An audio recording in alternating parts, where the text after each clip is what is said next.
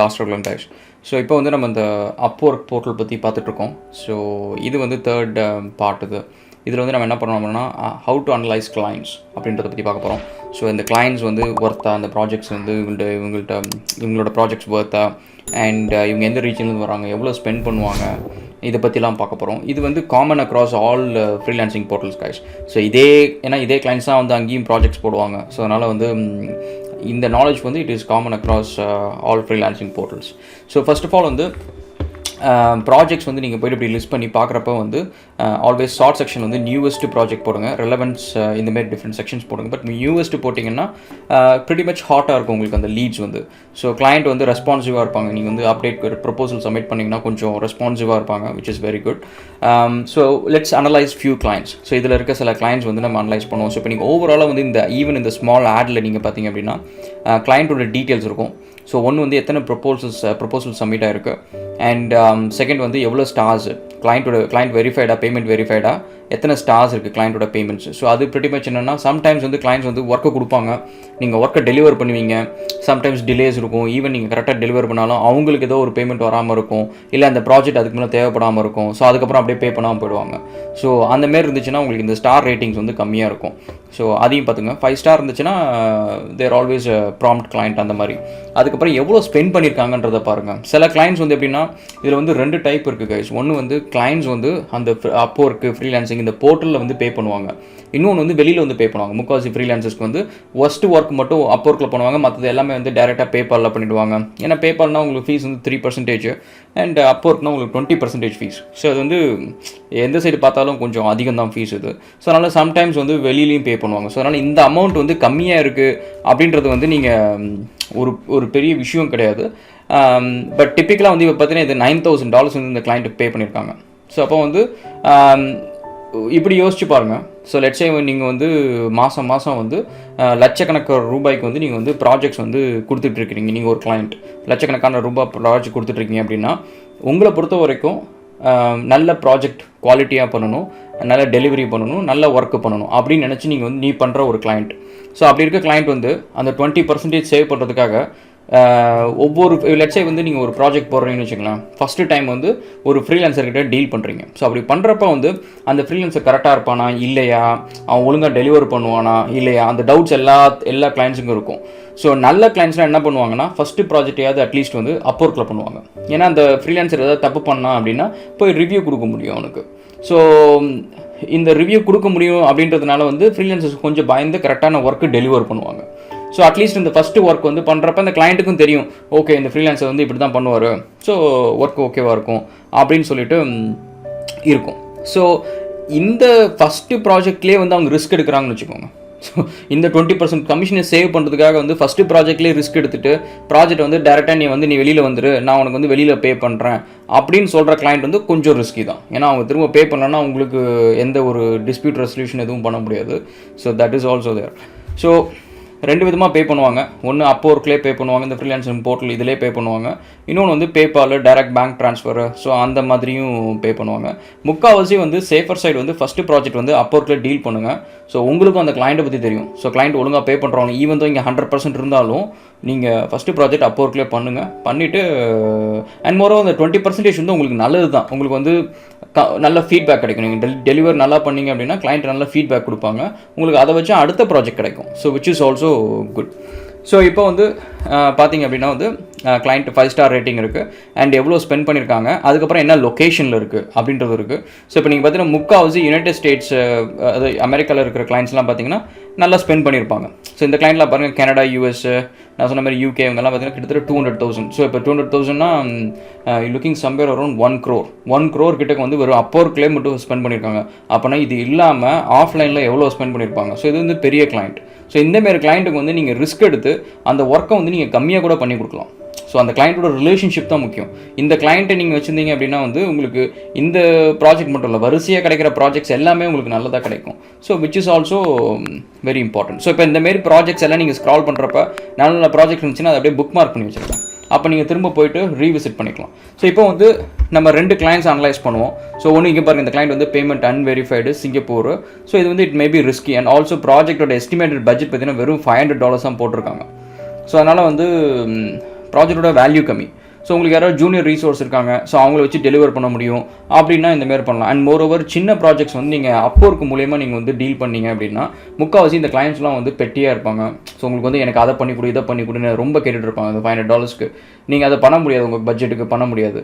அது பண்ண முடியலன்னு சொன்னீங்கன்னா அப்புறம் வந்து அவங்களுக்கு அது டென்ஷன் ஆகி உங்கள் மேலே அப்புறம் நெகட்டிவ் ஃபீட்பேக் கொடுவாங்க, உங்களுக்கு அப்புறம் ப்ரொஃபைலே கெட்டு போயிடும். ஸோ அது ஒரு விஷயம் இருக்குது. சின்ன ப்ராஜெக்ட்ஸ் வந்து எனக்கு தெரிஞ்சு வந்து நீங்கள் Upworkல டீல் பண்ணுறதுக்கு பதிலாக நீங்கள் டைரெக்டாக டீல் பண்ணிக்கோங்க. ஏன்னா அப்படியே ஒரு வேளை அந்த பிடிங்கிட்டு போச்சுனாலும் அந்த $500 போச்சு. ஸோ அந்தமாரி வச்சுக்கோங்க. So it's just common sense, நீங்கள் எது பெட்டர்னு பார்த்துட்டு பண்ணுறது. ஸோ இப்போ வந்து நம்ம 2 கிளைண்ட்ஸ் அனலைஸ் பண்ணுவோம். ஸோ இந்த ப்ராஜெக்ட் ஃபஸ்ட்டு ஒரு ப்ராஜெக்ட் எடுப்போம். ஸோ இதில் போடுறோன்னா மொபைல் ஆப் பண்ணணும், employee to clock in shift times வந்து கிளாக் பண்ணணும், தேர் ஜிபிஎஸ் இது எல்லாத்தையும் வந்து வச்சு கிளாக் பண்ணணும். ஸோ இதுதான் ப்ராஜெக்டோட ஸ்கோப்பு. அண்ட் ஃபிக்ஸ்டு பட்ஜெட் $500 பண்ணணும். பெட்டர் மஸ் லைட்டே தான் வேணுமா. அதுக்கப்புறம் ஸ்கில் செட் வந்து இன்டர்மீடியேட் தான் கேட்டிருக்காங்க, எக்ஸ்பர்ட் லெவல் கேட்கல, இன்டர்மீடியேட்டு. அண்ட் பிளாட்ஃபார்ம் வெறும் ஆண்ட்ராய்டு மட்டும் கேட்டிருக்காங்க. மேப் இன்டிகிரேஷன் கேட்டிருக்காங்க, யூசர் ஆத்தென்டிகேஷனு, ப்ரொஃபைல் க்ரியேஷன், கேமரா இதெல்லாம் கேட்டிருக்காங்க. Location Singapore. ஜாப் வந்து இப்போ தான் போஸ்ட் பண்ணியிருக்காங்க. ஸோ லைக் அரௌண்ட் 45 மினிட்ஸ்க்கு மட்டும் தான் போஸ்ட் பண்ணியிருக்காங்க. ஸோ இப்போ நீங்கள் வந்து ஜஸ்ட்டு ரிப்ளை பண்ணிங்கன்னா கிளைண்ட் முக்கால்வாசி வந்து ரெஸ்பாண்ட் பண்ணுவாங்க. உங்களுக்கு அட்லீஸ்ட் வந்து நீங்கள் கிளைண்ட் கிட்ட பேசி பார்க்கலாம். $500 பண்ண முடியாது, எனக்கு நீங்கள் இவ்வளோ கொடுங்க நான் பண்ணி கொடுக்குறேன், ஸோ அப்படின்ற மாதிரி நீங்கள் பேசி பார்க்கலாம். ஸோ இப்போ வந்து ஒரு பெரிய கிளைண்ட் எடுப்போம். ஸோ இந்த ப்ராஜெக்ட் எடுப்போம். ஸோ இந்த கிளைண்ட் சொல்லியிருக்காங்க நீட் 3 ஃப்ரீலான்சர்ஸ் சொல்லியிருக்காங்க for a talented mobile development company to help provide consultation and development of cryptocurrency mobile app. Design, clear time estimates, project management, QA, code review. So budget on the 20,000. Do you have questions about the project description? What part of the project appeals you? What do you think you can fit for the particular project? So இதில் வந்து technology வந்து it's hybrid, OS, iOS, Android native போட்டிருக்காங்க. So அப்போ எதுன்னு தெரில, எதுவும் போடலையே. So இதில் பாருங்கள், ஆக்சுவலி வந்து என்ன பிளாட்ஃபார்ம்ன்றதை போடல. ரியாக்ட் நேட்டிவ் போட்டிருக்காங்க, பட் அதே சமயத்தில் வந்து நேட்டிவும் போட்டிருக்காங்க. ஸோ முக்கால்வாசி ரியாக்ட் நேட்டிவாக தான் இருக்கும். ஸோ ஹைப்ரிடும் போட்டிருக்காங்க, ரியாக்ட் நேட்டிவும் போட்டிருக்காங்க. ஸோ முக்கால்வாசி ரியாக்ட் நேட்டிவாக இருக்கும். ஸோ என்னென்ன ஆப் ஃபீச்சர்ஸ் வேணும்னா user authentication, user profile creation, review and feedback collection, அதுக்கப்புறம் சோஷியல் மீடியா அக்கௌண்ட் இன்டிகிரேஷன், அது இந்த ஃபேஸ்புக் லாகின்னு, கூகுள் லாகின்னு அந்த மாதிரி. அதுக்கப்புறம் ப்ளூடூத்து, அதுக்கப்புறம் API integration, push notification, payments, in app search, location. So அதெல்லாம் கேட்டிருக்காங்க. ஸோ கிளைண்ட்டை பற்றி பார்த்தோன்னா கிளைண்ட்டோட payment is verified and 5 star rating. So அப்போனா வந்து கிளைண்ட் வந்து பண்ண ஒர்க் எல்லாத்துக்கும் ப்ராம்ப்டாக பே பண்ணியிருக்காங்க, விச் இஸ் குட். அதுக்கப்புறம் கிளைண்ட்டோட லொக்கேஷன் வந்து Canada, which is also better. So உங்களுக்கு பெட்டர் பட்ஜெட் கிடைக்கும். அதான் பார்த்தீங்கன்னா ப்ராஜெக்டோட பட்ஜெட் பார்த்தீங்கன்னா 20,000 இருக்குது, ஃபிக்ஸ்டு பட்ஜெட்.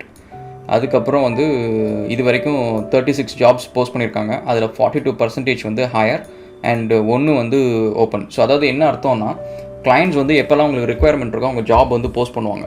ஸோ அப்படி போஸ்ட் பண்ணிவிட்டு திரும்ப நீங்கள் ப்ரொப்போசல் போடுவாங்க. அந்த ப்ரொப்போசல் போட்டதில் எத்தனை ஜாப்ஸுக்கு வந்து அவங்க ஹையர் பண்ணியிருக்காங்க. அதாவது இந்த கிளைண்ட் வந்து கிட்டத்தட்ட இப்போ ஒரு 100 ஜாப்ஸ் போஸ்ட் பண்ணியிருக்காங்கன்னா 42 ஜாப்ஸ்க்கு வந்து ஹையர் பண்ணியிருக்காங்க.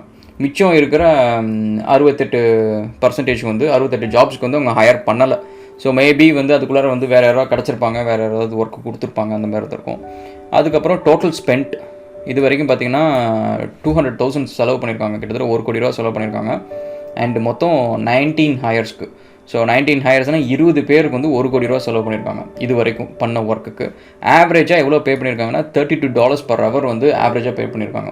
ஒரு மணி நேரத்துக்கு வந்து $32 வந்து பே பண்ணியிருக்காங்க ஆவரேஜாக.